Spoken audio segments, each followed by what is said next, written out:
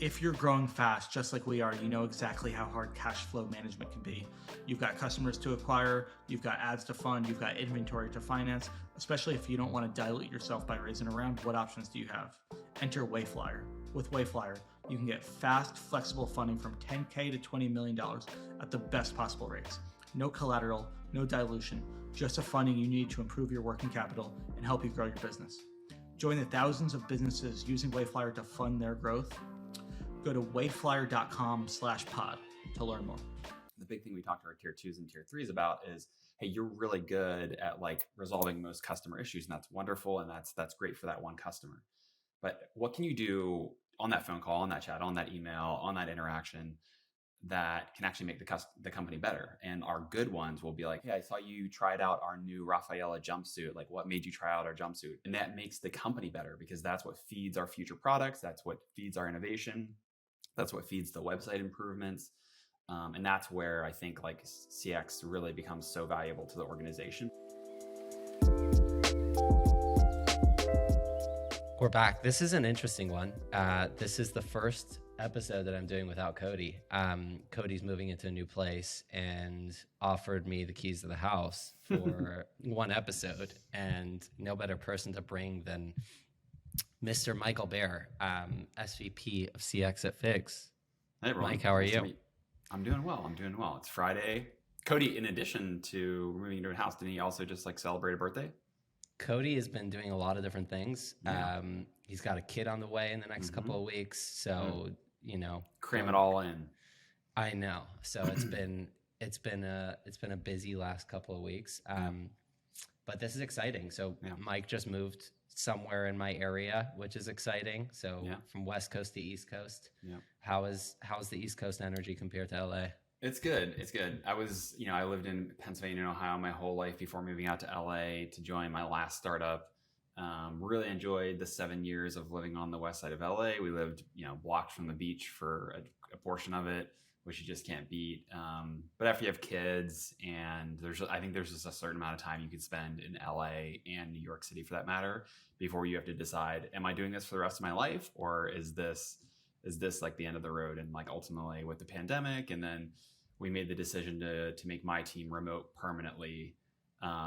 Really just opened up options of saying like, hey, do we want to go back and be closer to family and friends? And as we thought about it, and then for sure, once we started looking at housing here versus housing in LA, it was like no brainer. We got to move back. So I'm super happy to be back, seeing friends all the time, get to hang out with people like you. So it's been great. Yeah, we still have to get a dinner on the books. Yeah, for sure. But until then, so a little bit of context how Mike and I met. I think, when I started in CX, and I share this story pretty often, like CX was always an entry level kind of role.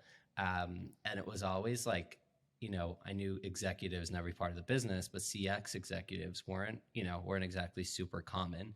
I think it was like mid 2019, 2020 when I'm like, fuck, do I want to make this a career?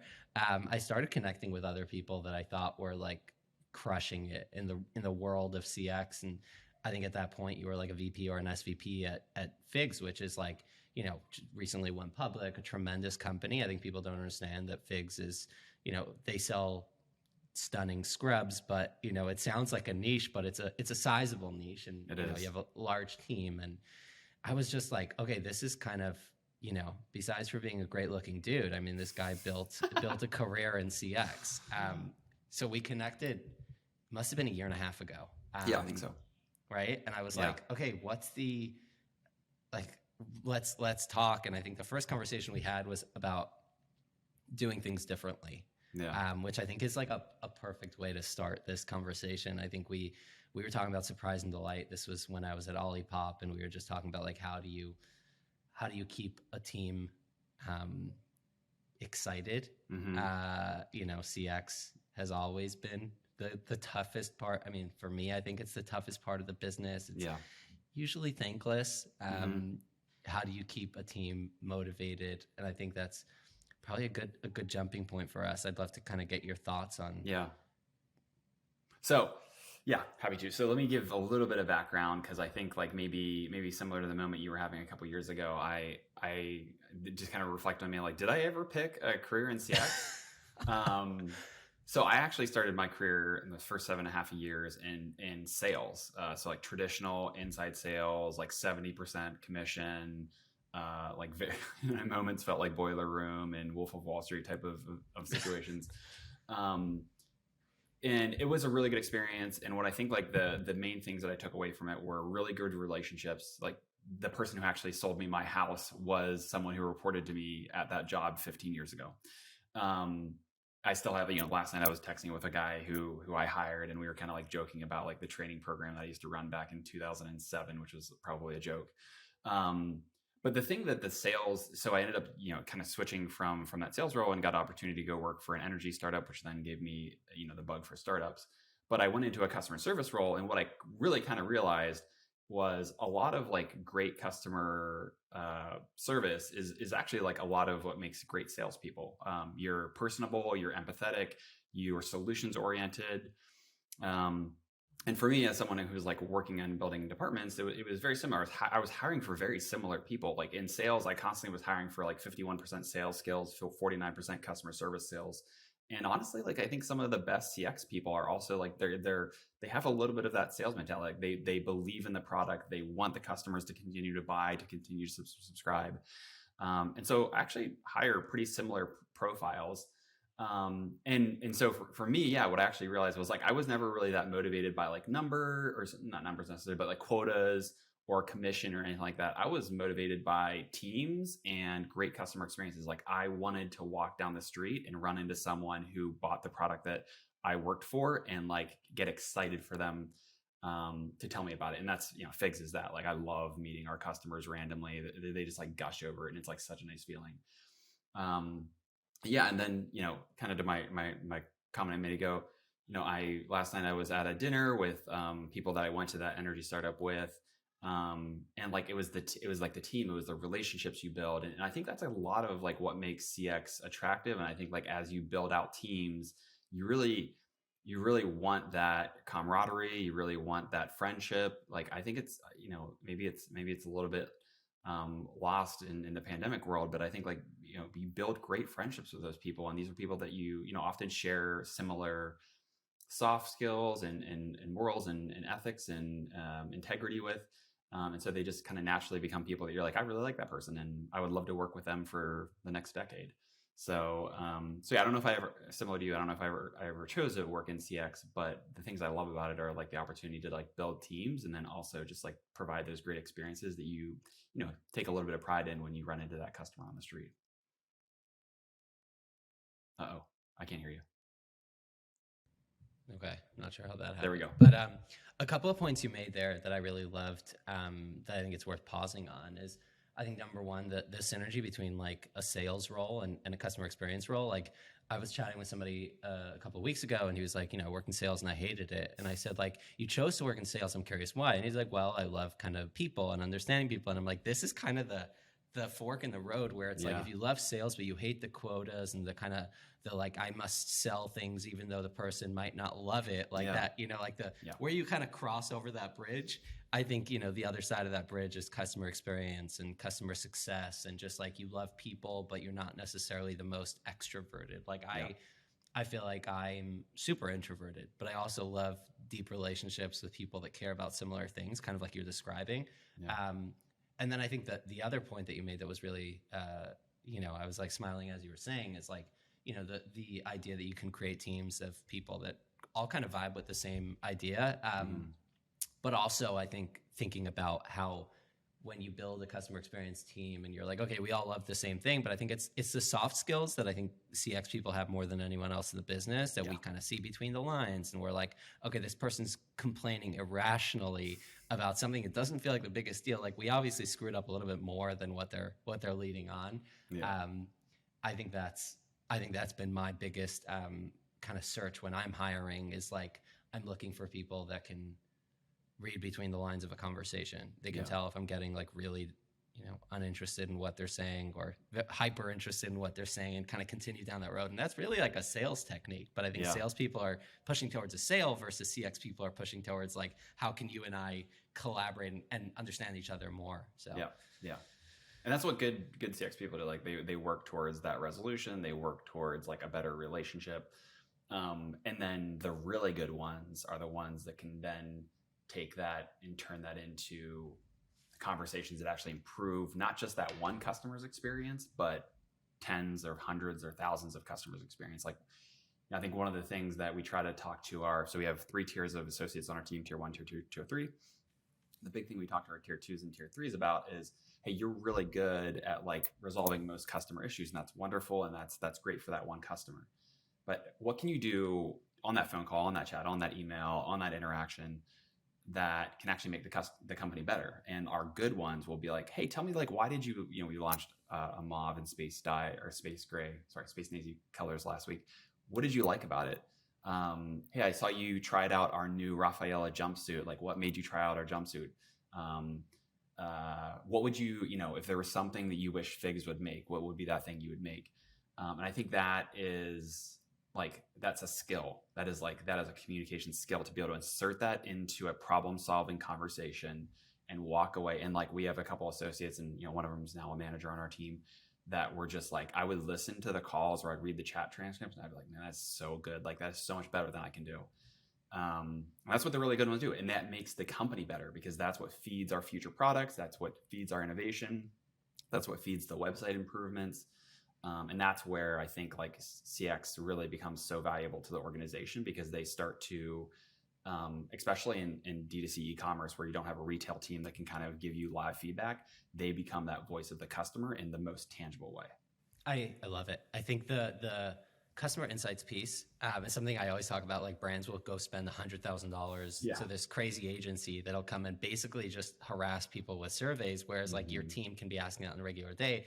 I think the skill of kind of like what you delineate with a tier 1 and tier 2, I think the skill can also be explained as like knowing when is the right time to ask that question. If somebody reaches out and they're like, fuck you guys, I've been waiting for weeks for your order. And then you're like, by the way, why did you choose this? And you're like, okay, not the time. Yeah, respectfully. And I think it's like, when people are, I talk to my team about, knowing when people are excited to talk to you versus want the issue resolved. And I think our tone is and should be entirely different, right? So if it's like somebody wants to get their issue resolved, you send them the tracking number, you apologize, and you let them go on with their day, versus somebody being like, this company changed my life. And you're like, okay, can you tell me more about that? Can we pause on that thought? Like, go down that rabbit hole. Yeah. And what's a tier 3? Yeah. For us, so tier 3 for us is really like the person who's like getting ready to be the next manager. They're also like doing a lot of those cross-functional meetings. So every employee who joins, no matter what role they're in, even executives, have to do 4 weeks of CX shadowing. So a lot of times our tier 3s will lead a lot of that shadowing. They'll join cross-functional meetings. They're that person who's like, I remember I was this person at the bank I was at whenever I was an associate. Like, they would always send the executives to sit with me. And like, in retrospect, I kind of realized, I was like, oh, they did that because they trusted me. They trusted that I was going to like represent the brand and the customer experience in our department well. And that's how I think of our tier 3s. Like, I put anyone with them. I'd put our CEO, I'd put our board. Like, these are actually the people that usually like will help out for orders for board members or for big shareholders and stuff like that. But yeah, they're just taking on that more responsibility. They're getting used to that cross-functional. They're running teams when their manager is out for a week, to get a sense of like, hey, do you like people coming to you with questions all day? Do you like giving people coaching? Do you like giving them direction? Because that's a lot of what being a frontline manager is. So really getting them ready for that next step. And so their day becomes less production oriented and much more getting ready for that next step. I think it's something that's not spoken about enough, how becoming a manager is always glorious. But I think when you think, like, for me, it's only been 3 years or a little over 3 years since I've been an associate. And, there's something about like the hardest part of transitioning from associate to a director role was the fact that I wasn't doing the work anymore. Like, my entire position changed completely. Like, I wasn't in the inbox, and I was like, well, I missed that, because that's like that's where I shut my brain off. Like, that's where I just operate. I know exactly what people want to hear. Like, that's how I got here. It's like, I fucking love that. And not being able to do that was like, oh, this is weird. And it took me a while. Like, it took me a while at Olipop, and now I feel like it's already gone easier, where I can like kind of shift that passion into like, how can I inspire other people to want to do the things that I love doing. I think my wife and I were actually chatting about this morning. Like, like what is it about, like some great CX leaders will join a company and it'll be the same employees, the same processes, but from one moment to the next or 1 month to the next, it gets significantly better. And like, what is it about those people that can come in and transition a team without actually removing anything? And I was thinking about that over the last couple of weeks, even at Jones Road. Like, we've been getting compliments like the CX team is awesome. And I'm like, I don't know what I changed. Yeah. And I was thinking about that. And I think the answer is like the energy. Like, I love this. Like, and my team realizes that. And aside from that, it's like we have 30 to 60-minute calls with the team every week, just talking about what they're doing this weekend and just like spending time with them and putting on those weekly or bi-weekly calls instead of tossing them in a corner with a laptop. Totally. And I think that's been like, honestly, the most rewarding part of my career. And I think it's like, as you grow people from a associate to a manager and a director, I think being able to see that transition, and you've operated on much larger teams than I have. I've always been on small teams. I'm curious on your thoughts on, something I think about often is like, how do you, like there's only X amount of manager positions on a team of 50. So like, how do you, if somebody, you have 10 people gunning for the same position, like how do you let people down slowly? How do you grow people? If it's not CX, where do they go next? Yeah.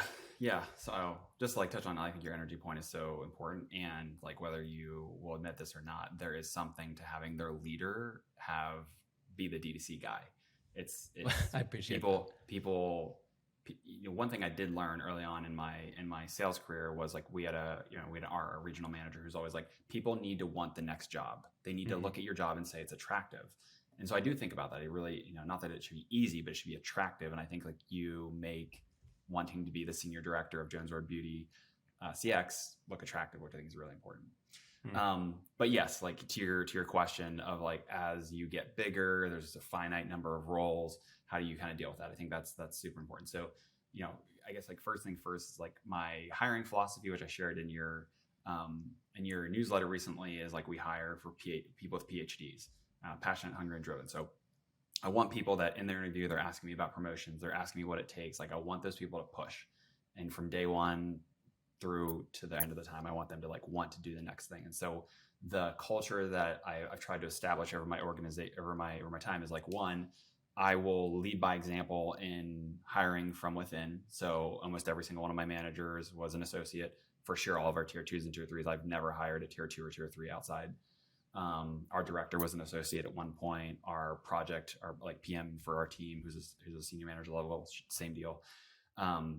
And so I think that's like first thing. And then second is really I really try to intentionally elevate the culture and the view of CX within the organization, so that people view associates not as like, oh, this is just an associate who like does this like important job. I use air quotes.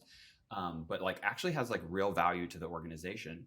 And so in my first couple of months there, we had someone who went over to be an EA, and then we shortly had someone who went over to work in an operations position. And then we had our first person go over to the physical product team, like literally design our clothes. Oh, wow. And why? Because we were hiring people that came from fashion degrees, and like, you get out of fashion school and you might not be able to get like a design job right away, but you can get a CX job. And I was like, well, I'll definitely will take these people. Cause like now they work for me, they've interacted with tens of thousands of customers, and they're going to go design our products. And like, this hasn't happened once or twice. This has happened like numerous times, to the extent where like we have people in every single department except engineering and finance. Those are going to be really hard ones probably for me to place. But yeah, I think the thing I try to tell people, when, some of these transitions happen at 6 months, but honestly, like they gave those employees were like killers for 6 months. Great customer experiences, so much value to our organization, great culture adds, and they didn't leave CX. They went to work on the supply chain team, or they went to work on the fulfillment team, or they went to work on logistics. And they take that customer empathy and that real, like, not that like, oh, this is who we are, because this is what the marketing team says we are, but like who customers say we are with them in every step. I love that. Well, I love that for two reasons. Number one, I think it's like the amount of actual customer qualitative insight they have from talking to tens of thousands of customers. Could never discount that, right? Like they're designing the clothes based on all the complaints and the compliments they've gotten over the last, I don't know, 6 to 12 months, which is awesome. And then the second reason why I think it's amazing is because as people jump into teams, like I think we're battling this, 30-year ideology around CX that it's just like, it's an entry level role. I mean, and aside from like how difficult it is, and maybe it is underpaid, maybe it isn't, separate conversation. But aside from all that, I think what's difficult about CX is that we talk about this often, how it's kind of this catch-22 where you need to be super empathetic, but if you're super empathetic, it bugs you out when you can't fix something and all that. But I think it's like it's always been this dead end, and I think a lot of the large brands have kind of continued pushing this, where like people came and were associates for 4 years at a company, and I've personally tried to like help some of these people that have been at those brands find jobs elsewhere, because these people are overqualified as a manager at this point. I mean, like they've been leading the team with an associate title, because managers, I wouldn't say manager, I say leaders are always leaders. Like leaders don't start to lead when they're 10 years into a role. Leaders are leading not by telling people what to do, but by inspiring others. I think that to me resonates the most. I think like Simon Sinek in all his books talking about how like, leaders do leadership. They don't wait to be told. I think that's the thing. And sorry to cut you off. No, you're fine. That I love, that I think you and I like really connect on, is if you are sitting in a manager level role or director level role today, and you're like, but I don't feel like CX is really valued in my organization, you have two paths in my mind. Your path is either one, you need to do the work. Well, that's the third. I'll give you two. That could be one too. Is one, you need to figure out how to elevate your personal brand within the organization. Like this is so important. Like you need to have a brand in that people are like, he hires excellent, top-notch caliber people that the organization values, and the data and the insights that come out of his organization or her organization are really, really valuable. So that's first. Or you need to figure out how to get the leadership team, and oftentimes it's the CEO who's got to be there for it. Like I would really be interested in your review of like going to Bobby Brown or going to JBR. Did you get that sense from Bobby that she really values CX? Like because it's going to be hard to convince someone if they already have a disposition. There we go. That it's not there. But I've worked for a couple CEOs that's just like, you can tell from like day one, like that's they give customers their cell phone, like they want to hear this stuff. And so those are two kind of prerequisites to being able to get that status elevation. It's spot on. I think it's really, really, really, really difficult to sit at your current role and tell people that they, like, oh, well, they dislike CX, so I have nothing I can do about it. I think both of your points, like number one around like personal brand, I think we confuse personal brand as like the Twitter followers you have or the LinkedIn followers you have. And I think that's bullshit. That might be great to help you get a role. But I think when it comes to like your personal brand within the organization, 1,000%, that's never spoken about enough. Like the reason why I was able to get Olipop to focus more on CX is like, to your point, the second point, they have to be bought in at some extent. But if they're not bought in, I think the third option that I would say, aside from you should quit, the third option I'd say is like, show them why it's valuable. Show them the metrics. And you and I have spoken about that a bunch of times. We can get into that in a little bit of like how you can actually prove out metrics wise, but like show them how valuable, like, something that I talk about that I think most CX people don't do enough is, whether it's weekly, bi-weekly, quarterly, like share a review on what you're learning. It can be a qualitative review on a launch, but it can also be like, here are the metrics. Like not about, hey, look, I got the CSAT score to whatever, give me a raise bullshit. More so is like, look at what we're seeing from our customers and look at what my team is doing. Like something that I do nonstop is like, I try my hardest to elevate people on my team so people see what a rock star they are. So that shows that CX is valuable. You don't have to say like, look, Ma, I'm doing this. You can be like, look at my team. Like, look at the response we got this week. I mean, it's a dime a dozen, the responses we get from people saying like, this is the best customer experience I've ever had in my life. And it's like, look at this team. I think that's the third option. But I think personal brand within the organization is like, this is what I want to create. Like leaders buy into I mean, leaders inspire others, but they also buy into other people's inspiring ideas. Mm-hmm. And I think for me, when I came in at Olipop, like I remember on my interview, so I was at Nugs as an associate, and Olipop was hiring me as a director. And when I joined the interview process, they were about to make an offer for somebody else. Like they had already gone through 50 or 100 people, and I got connected through a warm intro. And I remember 25 minutes into a 30-minute call, the person I was interviewing with, she's like, we've kind of gotten to the end of a process with somebody else, but we feel like you're part of our, like you're a warm intro, so we wanted to give you the whatever of talking to you. And I was like, wait, fuck. And I kept her on the call for another 30 minutes, just like selling my passion. I was like, and I was very straightforward. I said, I imagine people you're interviewing have 10 more years of experience than I do, but I swear that they don't have the passion about doing things differently. And then with my interview with both co-founders, I said the same thing. I said, like, you will 1,000% find people that have more experience than me. Yeah. And, what I have is the desire to do something different. I shared this on the podcast in the past around, like, with Bobby, it was the same thing. Like, I mean, she's Bobby Brown. She can hire anyone from anywhere. Yeah. And it's like, she can hire, and the other person I was going against was somebody with a decade of experience in luxury goods in the exact industry. And it's like me, a dude that's trying to get into a mascara position. It's like, I'm clearly not the first person you think of. And that was exactly what I sold to her. Like, I want to do things differently. I want her to come to me. Like, obviously you make great products. You're a legend. You're, like, you've done this. You've built $1 billion brand. You'll do it again. But I want to create a brand that's known for customers. And Bobby, I've even seen over the last 6 months since I've joined, she's gotten, every time I talk to her every week or two. And every time I talk to her, she's increasingly interested in, like, getting closer to the team and getting closer to the customers. And, hey, like, she's insanely busy. And every time I talk to her, she's like, can I sign cards so you can send them out? Can I like she just is obsessed with, and the reason why she's obsessed with it is because we share it. Like, we share what we've learned. We share these rave reviews. And I think if you're sitting in the corner complaining, saying, like, my CEO doesn't care about CX, it's your job to show them why they should. I think it's an awesome point.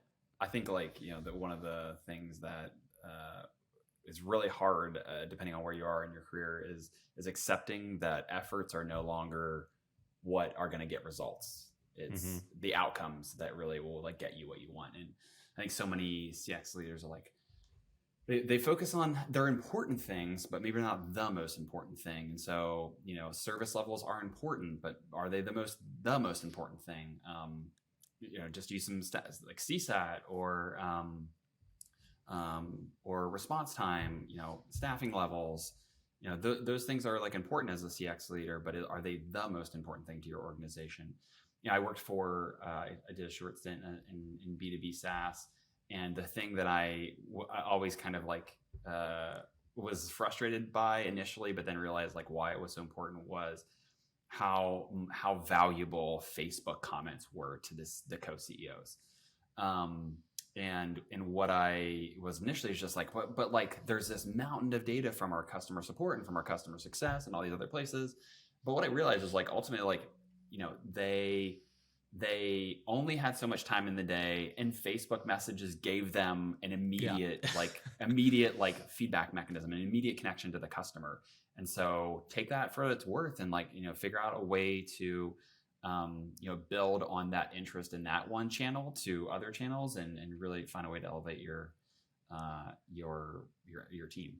Mike, this is your sales experience talking. Yeah. I think it does. I mean, I think it's like, there's a lot of, like, comments about there, like, it's, one of the most important things you can do right out of school or right out of whatever is go get a sales job. Because I do think if you can, like, I was, for what it's worth, like, interesting little fun fact that I don't often share, but maybe this will be interesting for leaders. I was on a PIP my first year out of college at my sales job. I was so bad at it. I was uncomfortable. It was a lot of, like, cold calling. I was just terrible. Like, I would get in front of people, and I was like, 22 years old right out of college, and just, like, literally, like, just, like, kind of shaking in front of customers. And I was so bad. I got put on it. But what I had was the nicest, and I'm still connected to him. Like, shout out to Jason and Keith, the nicest manager, who was like, you're not a bad employee. You're not like you're just, this isn't for you. Like, this specific thing isn't for you. Fun fact. I ended up getting transferred in that department. And luckily, the hiring manager for that transfer he did a reference check on me, but never asked about my performance metrics. I go to that new sales role. There's 25 people in that department. My first month there, I was number 2. Second month, number 1. And I just share that example because I think like for anyone who's out there, maybe who's like had a struggle, there's a lot of layoffs going on right now. Like that is a point in time. That is a specific role that you're in, that you are not a failure. That is, you just, you're not in the right place, and you never know when, I feel so blessed that like, Jason and Keith were able to make that connection for me to get, to where I want to be. But that failure, for whatever it is, and that experience of like sitting in front of people and talking on the phone and trying to convince them to see things the way you see them, it's a really valuable experience, because like whether you want to or not, you're going to do that for the rest of your career. Yeah. I'm like, yeah. I'm hearing all of this, and I'm like slowly digesting. Well, I think like I would be interested to know, like, do you feel like your retention? Because I really admire that you have been able to like marry CX with retention. I did it for a subscription company prior, but that was like on the interaction retention, not retention marketing, and the way that you do it. I'm interested, like, do you view that as sales? Do you view that as CX, or do you view it as like a whole different like motion? Yeah, I think that a few things. First of all, I think sales, like you're saying, is not always about selling a product. It's about selling yourself. Like every single role I ever get, I mean, I'm a high school dropout. I mean, every role I've ever gotten was from selling myself. Like I was always going against MBAs and people with master's degrees and a degree in economics from Brown. And it's like, I don't have any of that. So I was always like, I had to sell myself to get through any door. My dad, since I'm like 14, he's like, you will always be like, you have to go into sales. You'd crush it. And the thing I hate about the sales world, and I did spend a short 6 weeks in like a boiler room sales position doing cold calls in Israel, which is like not on my resume and not on my LinkedIn. But the thing that I hated about sales was like, I was trying to like, it was like hard money lending. And I'm like, I'm trying to convince this business owner, and fucking God knows where, that he needs money when he doesn't. Like this feels grimy. Like I love selling myself because at some points I believe in myself. Like I honestly believe that I will do CX differently than somebody that has a decade of experience in a luxury brand. Yeah. But back on your question about the retention piece, like the first 4 years of my career, I was a complete generalist. I did everything. Company was 17 people when I started. At the end, it was just myself and the CEO. I was the only native English speaker, so I did everything. The only parts of the business I didn't touch were finance and design. And I did like, I was doing Facebook ads and Amazon ads and investor relations and trade shows and business development and copywriting and email and everything. So, it was a tiny company with a lean team. I guess lean would be an understatement, but what I loved about that was I felt like that was my real life education. Like that was my MBA. And as I kind of, started kind of pushing in my career, I realized that was a once in a lifetime. Unless I started a company, and I did start a company that failed, but unless I started a company, the only way I was able to be a generalist was if I chose these tiny companies. I wanted to work at successful companies. So my first kind of like specified role was at Nugs. I was in the inbox answering probably 700 emails a week on my own. And I was like, okay, this is killing my brain. I love the generalist type role. So when I joined Olipop, my official role was director of CX, and they were working with an agency and they had no real retention person. So they were going to start hiring for retention. I said, wait, pick me. I want to do it. And what I loved about retention marketing is kind of similar to the way, I guess, my view on CX is more holistically, as far as like, the way people stick around is when they have a great customer experience throughout every part of the customer journey. So whether they, when they met our brand through the Instagram ad, are we selling what we're actually delivering? Like, are we making a promise that we can meet? Are we promising, bullshit to kind of get them past the finish line, then not delivering? Is the website a great experience? So I do think that, new age retention is like the CX, what I call 2.0 of like looking at every part of the customer journey, not just where's my order emails and phone calls. And then the only piece, to add on top of that is that like, tactical marketing piece where it's like, when do I send the SMS and which email do I send? So that was like my big learning curve at Olipop, was like, okay, I need to learn like which email flows should I be running, and which, and I was working alongside the agency at that point, and then we hired an email person. So I was like responsible for the broader retention, but I had, the tactical email person. And at Jones, it's similar. Like I work with Joanne, who is an amazing email and SMS marketer, and I can be a thought partner on like, what does it take to retain a customer? So I think it's kind of this broader vision, and I just love it because I get kind of bored doing the same thing every day. So I love like the ability to, it's also a tiny company, so I can hop into a marketing meeting and talk to, our product team. And I think the most fun has always been, I'm sure you're in a similar place with fashion, is like sharing customer issues with product team and, getting product feedback, and sharing it with customers and kind of like that. I fucking love that D2C, like direct line of communication. Like something goes wrong and it's the person at the next office that you talk to. I love that. Yeah. When everything is on a web page, you can fix a lot of stuff quickly. You guys are fully D2C, right? We are. No retail. Yeah. We just had a 3-day sample sale in Melrose that had, I'm not exaggerating, had lines around the corners the whole time. The average wait was 4 hours to get into the shop. Crazy. People flew in, like literally flew in for it. We're lining up. We're camping outside every morning. It's crazy. It's the part where you're just like, you're like, man, this is like, you go to it and you're like, this is so cool. Like these, like customers love this product, and it's like so. I don't think people believe it, that it's like you guys are selling scrubs. But I tell people all the time, like unless you work in healthcare, you'll have no idea. But obviously, like your partner wears them, so you can appreciate it. But yeah, I think like most people don't realize just like how many people work in healthcare for but then how many people in healthcare have to wear scrubs. And we sell more than scrubs. We sell a ton of other stuff, but yeah, it's really exciting to see, and just like the future expectation of like when we might have retail. I see people wearing figs on the street, and I'm just like, I smile because I'm like, I know the guy. Yeah. Which is funny. But so, yeah, I mean, we're in a similar situation where, I mean, we have like a partnership with Credo, which has 12 stores around the country, and they carry some Jones Road. But for the most part, I mean, like we're 98%, 99% D2C through our website. And then we have this flagship store in Montclair, New Jersey, which is like our one retail situation for right now. But it's, I just, at Olipop, we were like 70% retail.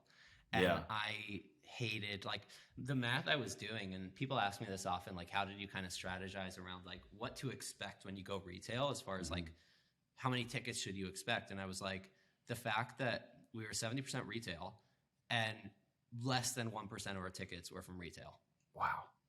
How crazy. I mean, it just goes to speak to like how disconnected that customer, like Target or whoever, Whole Foods, like they own that customer experience. So like you don't.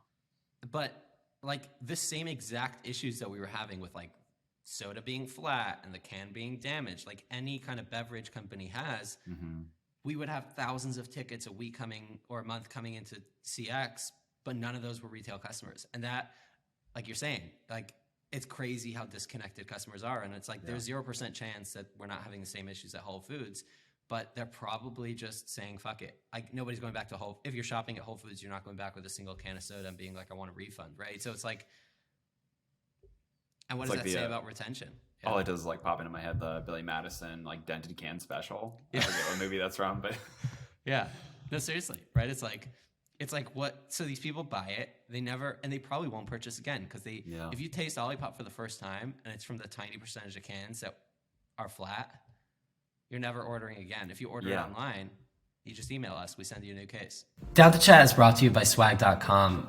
We are going to be talking more about employee retention in this podcast. And I think one of the super important parts of keeping employees is making them feel valued. It's core to company culture. It's core to making people feel welcome.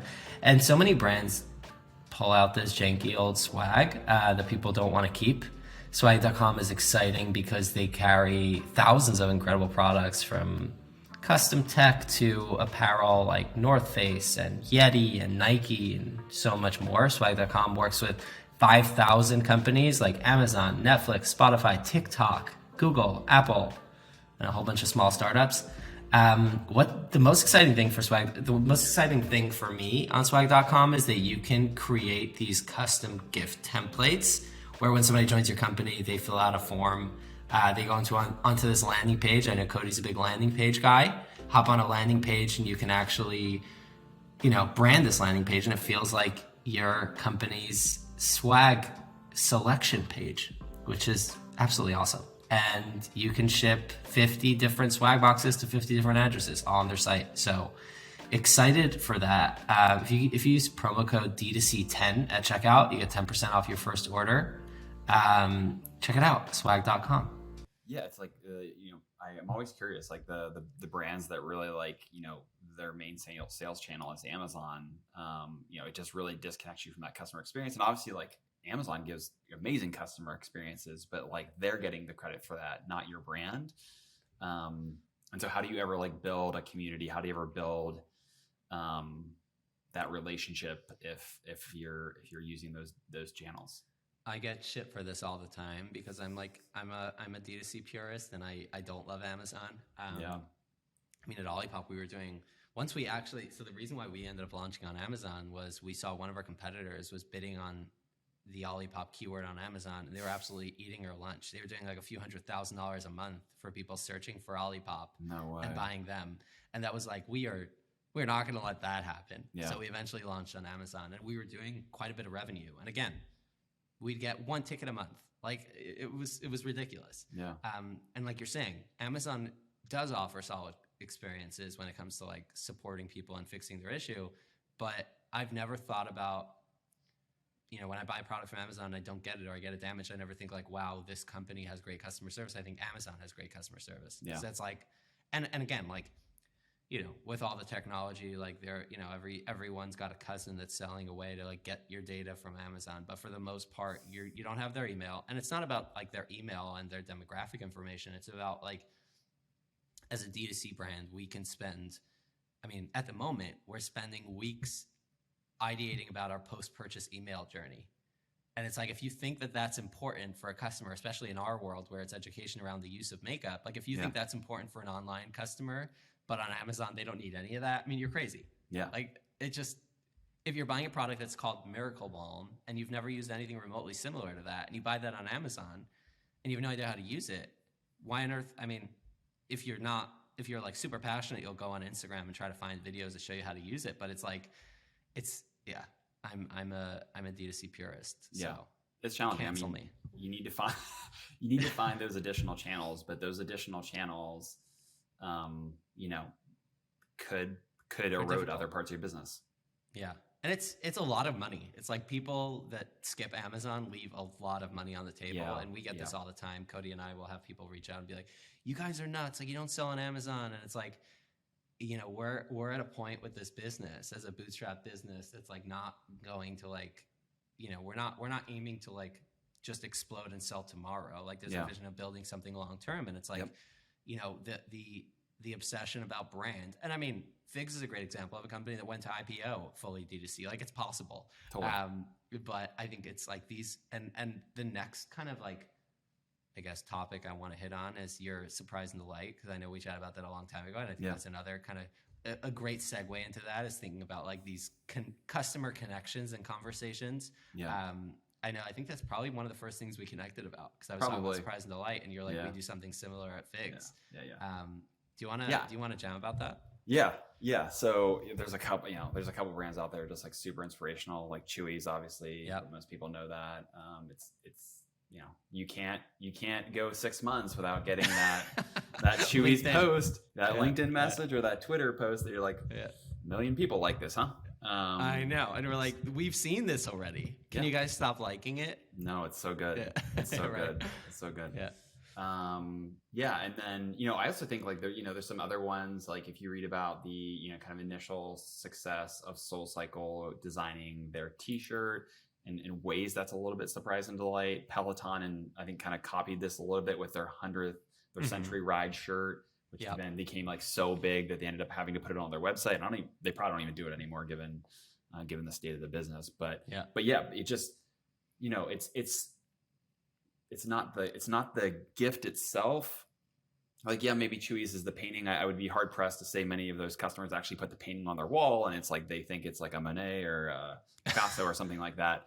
Yeah. But it's the act. It's the recognition of the moment. And so, over the last like 7 or 8 years, a couple different companies I've worked for, we've really tried to think about how do you take those great moments and make them like, memorable. Like, how do you take that like thing that brightened their day and maybe like brighten their week or their month or their year. And so, yeah, I think most of it is just like, can you get like budget for it?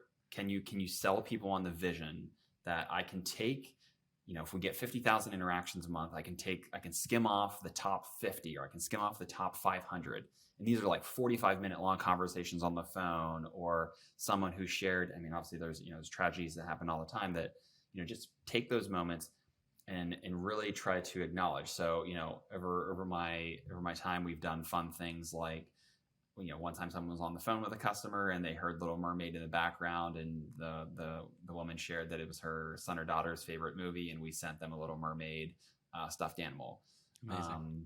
Customers, it was a really fun one that we've mentioned a couple times, where a customer wrote in and he asked us to buy him a Ferrari, and so we bought him a remote control Ferrari. Customers, especially like with our business, love to take pictures. Like, it's a very communal thing. People get together, they'll all wear the same color in the office that day, or they'll do like the rainbow, which is a really pretty one. Sometimes customers will send us in like ones where we're like, that could be a poster, and we'll turn it into a poster, and then we'll ship it back out to them. So, the budget, figure out the mechanism, like how does your team feed those moments? Like, you got to get encouraged that motion too. Like, I had a job in my past where we actually put it as part of their monthly bonus program, where they had to submit a certain amount every single month, because we wanted to and most of that's just to like get the momentum of it going. But because once you get the momentum, and then people start seeing their interactions get recognized and get gifted, and the customers start writing or calling back in being like, I can't believe you did this. This is so sweet. It really becomes that positivity flywheel. But yeah, I would love to hear kind of like what you did at Olipop, what you do at Jones Road. Yeah, it's funny, your last point is resonating, because I've been thinking about like we just launched at Jones Road, and it's been like a week or two, and we haven't really done anything crazy yet. And it's like, how do you get that positivity flywheel? Because I keep telling my CX lead, I'm like, the second we post that kind of stuff on Slack, all of a sudden everyone's like, okay, this is cool, I want to do this. Yeah. But yeah, at Olipop, a lot of this stemmed from my thinking of, like you're saying, inspired by the brands like Chewy, which it's like, they are the extreme where they hire a couple hundred people that are card writers, which is a crazy position that when I retire, I might just, it's a job I might go into. But I think it's just like, they're the extreme. And I love that they proved out this model.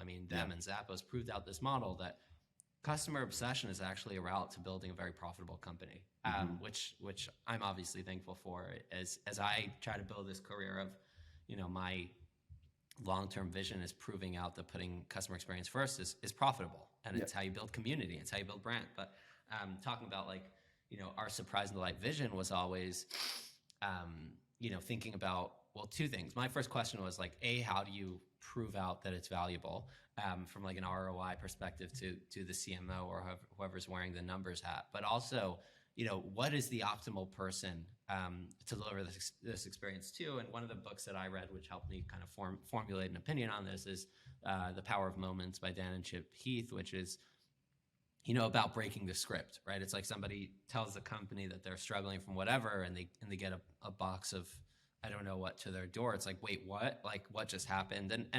And which script do you want to break? So finding people that are celebrating either he calls it peaks or valleys. Like, either they're celebrating getting married, or they're going through the death of a loved one. And for us at Olipop, it was always like, if we're going to spend $100,000, $200,000, $300,000 a month on Facebook ads, let's try to create moments that cost $50.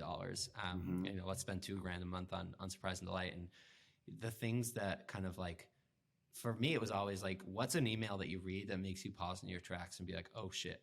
And that can be positive or negative. So starting with positive, like we had somebody that ordered Olipop for their wedding, which is always kind of like, okay, that's a big fan. And we shipped it twice, and we had an issue with the courier that we shipped it with. It was like we shipped it with Uber or something, because they ordered like 30 cases. And we had an issue, and we were like, okay, we want to do something really cool for this person that's celebrating a life moment. And, you know, Ariel on my team was getting married as well. And she was like, hey, you know, you ordered Olipop for your wedding. You must be a big fan. And you must have great taste, actually. So I'd love to see your wedding registry. And she sent us her registry, and we bought her like a bougie waffle iron from the Olipop team, which is like, again, like it was like $200. Yeah. And then, yeah, like people that, you know, I spoke about this a couple of times, like somebody that was, you know, like sent a photo of their area, like an aerial photo from like the local news that they went through flooding in Louisiana from like a hurricane or something. And he was like, I need to pause my subscription. I will not be able to get delivery this month. And we, you know, again, like the question, my team was like, we need to do something. What should we do? And I was like, you know, what would you do if this was your friend? And it's like, oh, well, I'd be thinking about where they're eating tonight, where they're sleeping. And we asked this person, like, are you safe? Do you have somewhere to stay? And he's like, yeah, I'm going to go to my, you know, my parents. And we sent him like we sent him dinner. Which again, like this guy spent $60 on soda and got a $150 DoorDash gift card. Like we definitely didn't make money on that customer that day. But again, like, you know, the long term, like this is a moment that we'd love to create. And I think the kind of way I think about this is twofold. Like you know, the less spoken about part is it gives your CX team a reason to want to keep pushing, because you feel like you're actually making someone's month. And that's more exciting than like sending them their tracking when their package is lost. You know, it's not the, you know, monotonous, repetitive bullshit tasks that you feel like you sometimes get into in this position. And then the other side of it is like both internal and external hype around the work you're doing, right? So like sharing it on the company Slack, but also sharing it, you know, more broadly. A customer will share it. And then obviously, you know, the final one is, you know, the power of moments, like the power of a customer having this and telling everyone they know that this brand is like, it's clear that the people behind this are not only in it for, you know, for the money or for creating a great soda, but they're in it because they want to change the way somebody's day is going. And I think that's something we discount as leaders. It's like, you know, we love kind of the you know, the books that are like, not we, I'm saying like hustle porn leaders love the idea that like come to work and crush it and build a career. And it's like, we're all humans that have thoughts and feelings and emotions. And I think it's like when you can make somebody's day, like that feels fulfilling. Like that feels exciting. I mean, when we, any of those moments that we shared, it was like, okay, like I'm beaming. Like I feel so good about this. Like this person is like, we blew their mind and it costed us nothing. And it's like, it's kind of addictive. You just want to do more of that. So. The other thing that people kind of discount, I love all those stories, is like that waffle iron, every single time they pull that out to use it, who are they thinking of? That's crazy. Yeah. They have someone over and they make waffles for them. They're probably going to share that story. Like, let me tell you this crazy story. I think like, you know, the virality of it. Yeah. You know, it's great if it ends up on Twitter and it gets 1 million likes. That's all great. But the like depth of that interaction or that story is like so strong that I think people sometimes don't realize, like, you know, that's going to stay for a long time. Like that could stick with them for forever. So those type of gifts, like, you know, they can like literally make you a customer for life. I have a charity that we've been supporting for a long time called Charity Water. They build they're out to solve the clean water crisis around the world. They build wells and stuff around the world. And when we moved here and got a little package a week into it with like a custom candle on it with our new address on it, and it said like Michael and Christina's home, that is now on our bookshelf. Every time someone comes down, like you saw my bookshelf, it's kind of cool. People were like, oh, that's a really cool candle. I'd be like, yeah, it's from this charity. Like, how many people I'm going to tell, because I'm never going to burn that candle. How many people am I going to tell this story to over the next 20, 30 years?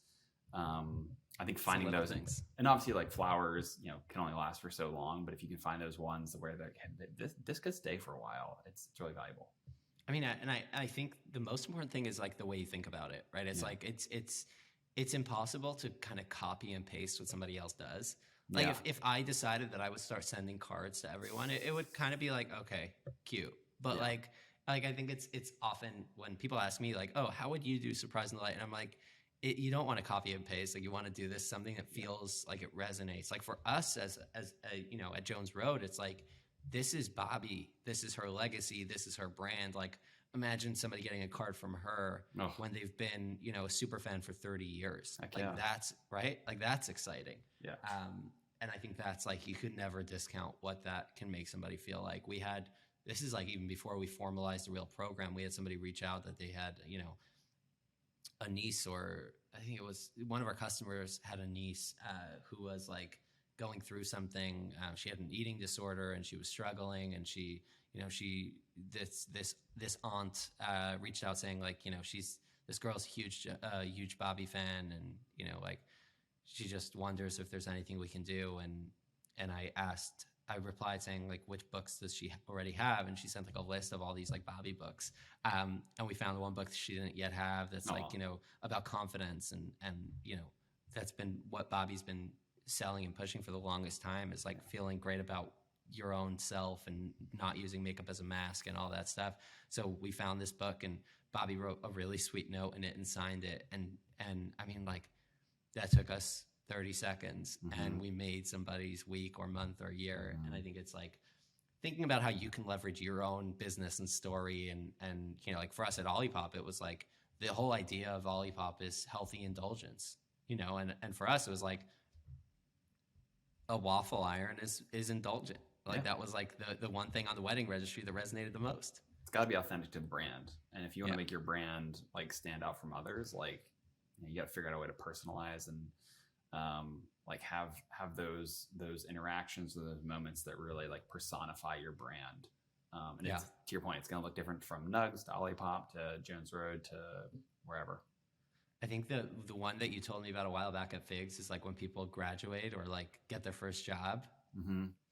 Yeah. So we you know, we have a couple ways. I won't spill too much of the secret sauce here, but we have a couple ways of learning when people get promoted. It's so in healthcare, obviously, for those, you know, who are familiar with it, you're always learning, continuing education. You're always getting more degrees. You're always getting more licensures. You're getting new accreditations. And so if we can find out about those, we really try to like, you know, celebrate those with customers as gifts. We'll send them, you know, framed pictures of their graduation moment. Really, you know, and unfortunately, healthcare professionals are not as active on LinkedIn. If we were like if I was running a B2B,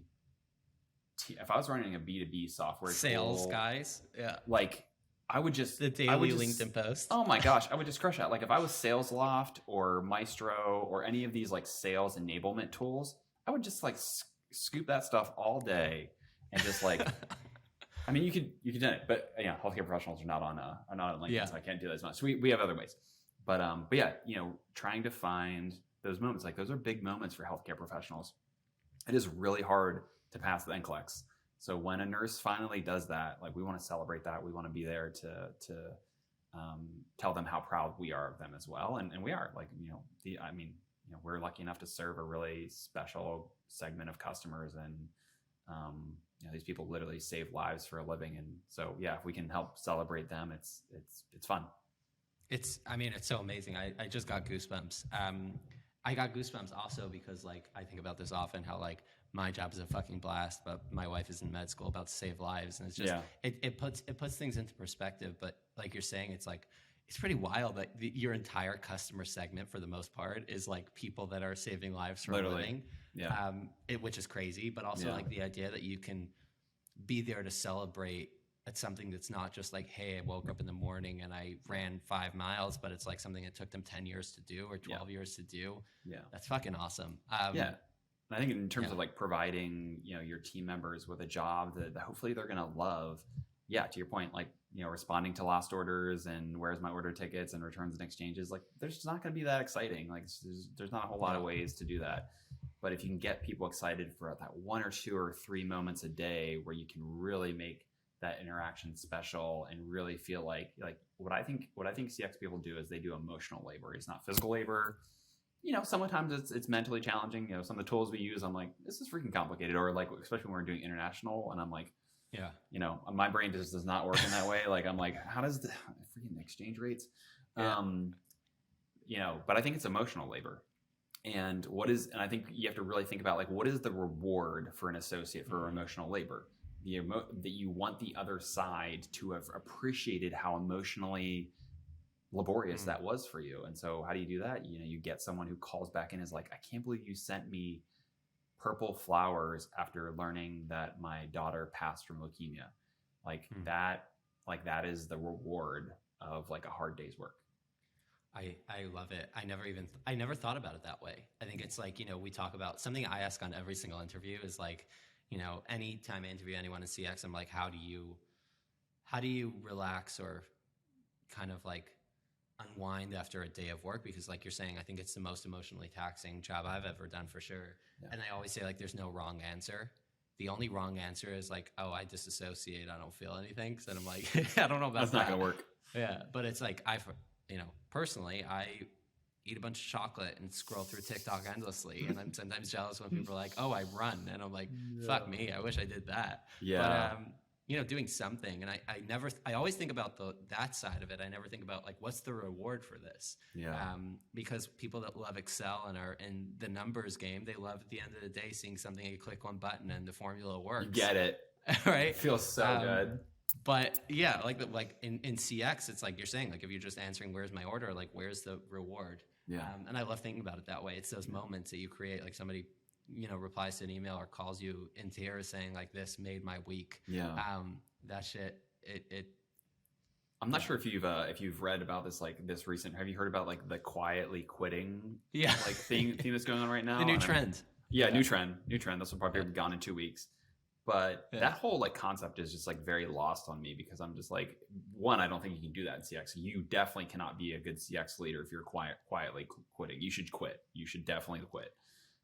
Also, like, what roles can you do that well in? Probably like, any numbers. I'm also just like, your life is only 83 years long on average in the United States. Like, please do not spend even 8 hours a day doing something you don't care about. Like go do something else. Oh gosh! But yeah, just like going to be in our podcast topic headline thing is going to be like Eli and Michael talk about quietly quitting. Just get the clicks. It'll be the trends. Yeah. But yeah, I just don't. I mean, I don't. You can't do that in CX. You have to care. You have to, and I think like as a leader, you have to hire people who care. You have to inspire them to care. And yes, not everyone's going to be the nicest person in the world. And yes, you're going to have some upset customers. And it is important to recall or remember, like, 99% of the time they're not upset at you. There's people have lives outside of the 3 minutes that they called you about their lost order. Yeah. But like, inspiring your people to care and like want to find those moments and want to deliver that great customer experience. I think it's like one of the saddest thing is like, I've had a couple occasions over my career where people have left and just like, it was clear to me that they didn't really care about customers. Yeah. And in those moments, I'm just like, I'm so glad you're leaving. Because you definitely should not be doing this job if you don't get so much fulfillment out of like getting that person on the phone who's like so happy that you solved their problem, or like getting that customer back on the chat who you can make their day by making their life just easier. Because I think it's not spoken about enough that most of CX is not going to be like, hey, I love you guys. No. Like 99% of it is like, fuck you guys. You guys are the worst. I've been waiting weeks. That's like 99% of it. So if you can't. For what it's worth, though, I think that is trained behavior. Like I get people say that to me all the time. They're like, I know you're not dealing with the best customers. I'm like, that's trained behavior. Consumers have been trained for decades to that be customer like that. Service teams will give you a hard time. And if you are a jerk to them, you will get what you want. And I think like the way to change that is to build processes. And you've got to first have a business model that can support this, but build processes that don't make shit hard. Like lost orders, like there isn't, I think you and I share this. I don't want to hear about your lost order insurance. Like, fucking hate that shit. Don't even get me started. If you're an e-commerce company, your job is to get the package in their hands, not to get it to their door, not to get it to their apartment step. It's to get it to their hand. This is our shared hottest take of the year. It's terrible. It's terrible. Like, make their life easier. Replace everything. Refund everything. If it's final sale, override the final sale. Like, make it easy so that when you interact with your customers, they learn to expect that Jones Road or Fig doesn't have to be hard. It doesn't have to be hard. They're going to fix it for me. It should actually be more surprising. You should be You should be getting I can't believe how hard this was. You guys are always so great about this stuff. Like that should be the norm. Or sorry, that should be the thing that like triggers you to realize like, oh, we've messed up. Yeah. It's crazy. I mean, we are equally passionate about this one, for sure. I think I keep telling my team, I'm like, there is so much trauma around CX. Like you're saying, like everyone we talk about this every single week, how everyone will have 4, 5, 6 customers that came in. We call it, they come in swinging. They're always just like ready to fight and they're ready to throw hands. And the first thing we say is like, before anything else, your order has been fully refunded. Yeah. And then the message back 11 times out of 10 is like, wait, what? Holy shit, I'm so sorry. Yeah. Because it's always like that, because they've, like you're saying, they've been trained. It's trained behavior to fight. Like if you don't fight, you won't get it done. And the sad reality is that 95% of brands do make people fight. Like some of the brands that I'm a difficult customer. I've said this plenty of times, but some of the brands that I've spent a lot of money on, and there was a brand that I spent hundreds of dollars on over the last decade, and I reached out about something that I ordered that was 30-day return policy. I was out of the country. It was 31 days. And they said, no, unfortunately, you missed the deadline. I'm like, and I wasn't mad at the CX representative because I'm like, this is fucked. Like this is, you created a policy and you're like, by no means can you step out of that box. That's number one. Number two, there's zero incentivization. They're not incentivized to make things right. They're just like, because they don't care. They're just clicking buttons. So like you're saying, it's like, make sure people genuinely care about this. Like the only time I ever had to let somebody go and I felt awful about it was the same thing. It was like, they're good at it because they're good at clicking, but they didn't love it. Yeah. And it's like the only way to get through a day of chaotic customers is genuinely caring. I have yet to see the unprofitable business because their CX team is too generous. Like I was talking to somebody about this last like pick the e-commerce company that's not profitable. I can promise you it's not because they refund too lost much orders. Yeah.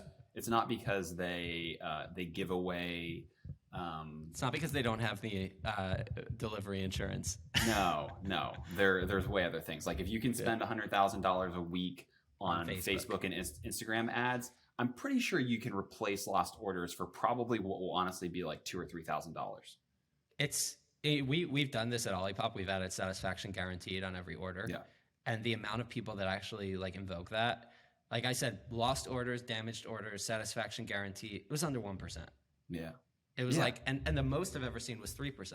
But if you get to 3% of your orders are being refunded because of lost and damaged, that's eating into a tiny bit of your Facebook ads, and it's building LTV. It's building customer super fans. Yeah. The number one comment we get when we refund something that's been lost is, wow, this was so easy. I'm going to be a Jones Road fan forever. I mean, we get that so often that it's crazy. And it's like, I mean, I talk about this all the time. If I need to buy shoes and I can choose between DSW and Zappos, 11 out of 10 times choosing Zappos because I know if it gets lost, they have my back. I'm not going to like the amount of times, Mike, that I've had companies be like, oh, have you checked your downstairs cousin? And I'm like, it's been 2 weeks since I didn't get this package. Like it's lost. Literally an hour ago. So I ordered something from overseas. I really try not to do this because I just know how this goes. Yeah. I'm on my second package. It was supposed to be here on Monday every single day. It just, all UPS does is like update the, it'll be delivered today. I'm like, it's definitely not coming. And I feel terrible. And they emailed me back a little bit ago and they're like, please wait one more week. And then we're happy to look at it. I'm just like, but we know where this is going. Yeah. And I'm definitely never buying this product again. Had you just made it easy in the beginning, like maybe I would have. But yeah, I think it's just like I think people, I had a boss 5-6 years ago who said, if you expect customers to screw you, they will. And it kind of like made me realize that like if you build processes or controls for the very small minority of situations to the detriment of the majority of customers, you're doing it wrong.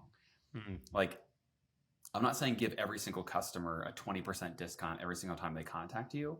But like to your point, like if less than 1% of your lost or if your orders go lost, even if you replace it for the person and they get the second one, like great. They still so what are they gonna do? They're gonna use your product again, or they're gonna gift it to someone else. Like sounds awful.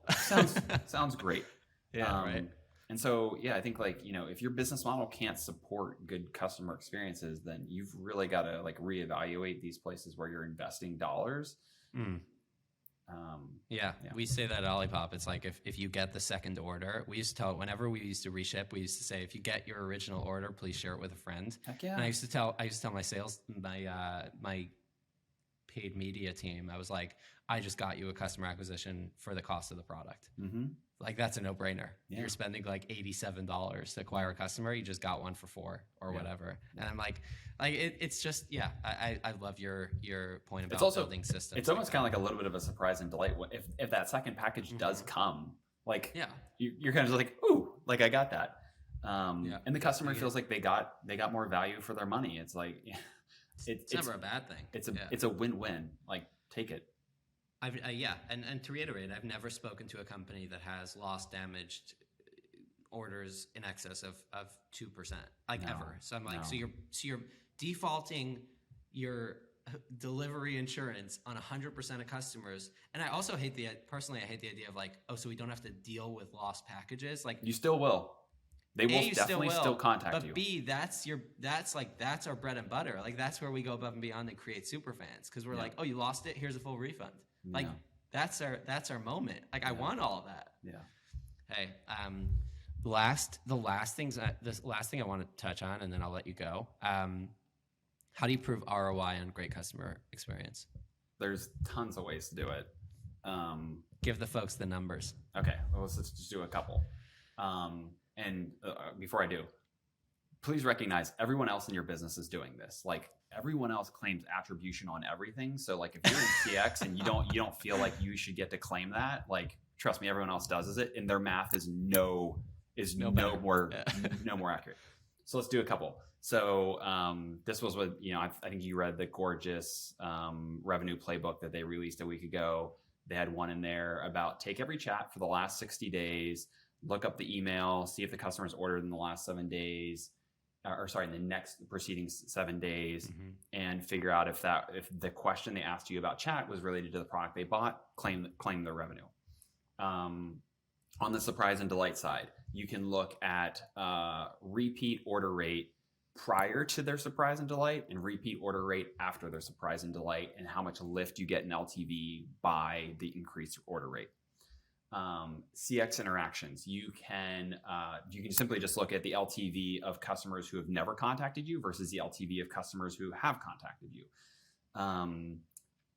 You can look at the LTV trajectory of repeat order customers against of people who have contacted you versus not contacted you. So this is to say, as a customer, because what's going to happen is as customers buy from you more and more, the likelihood that they're going to contact you is going to go up. So there's a little bit of self-fulfilling prophecy that people who contact CX are worth more. What you can do is compare those two and say like, hey, I'll take this same group of customers who have ordered 7 times from us and look at the people who have contacted CX, who have never contacted CX, and see where their LTV trajectories go. There's so many ways that you can prove out the impact of your team. And also sometimes it'll show you some of your warts too. Like, you can look at it by types, like let's do lost orders. Let's look at the LTV of every single customer who's ever had a lost order, every single customer who's contacted CX about a lost order. You can do some of those to kind of show some of those places where, hey, maybe this isn't a great experience, or first order repeat first order repeat rate. Look at those in comparison to whether they've contacted your CX team or not. I mean, this is all genius, and I think that from the technical perspective, a lot of this can be done with, like, if it's tagged in, if your customer reached out in Gorgeous, you can pull that into Klaviyo. Yeah. Klaviyo and Gorgeous are integrated pretty well, but also, like, I think eventually, companies like Gorgeous will go towards they're working on their new revenue portal, but I think it'll go towards the direction of being able to track this kind of stuff. Right now, it's basically tracked on, like, if a customer reached out to CX and purchased within a couple of days, it's on their revenue portal. So for us, we do a lot of shape matching, so all that is kind of counted in that. But we also, what we did, which is isn't super simple, but we tag all these customers as shade match on Gorgeous, or we tag as lost order. Anything you tag on in Gorgeous is getting tagged on the Gorgeous portal, not on the customer Shopify portal. But you could use a tool like Alloy, which is like an if this then that for e-commerce. So you can use a tool like Alloy to if a customer is tagged on Gorgeous as X, tag them in Shopify as X, and then use whatever BI tool you're using to look at customers tagged as Y versus customers tagged as X LTV. And I mean, we've seen across the board customers that reach out on shade matching are like 90% higher LTV over 90 days. I mean, just crazy numbers. But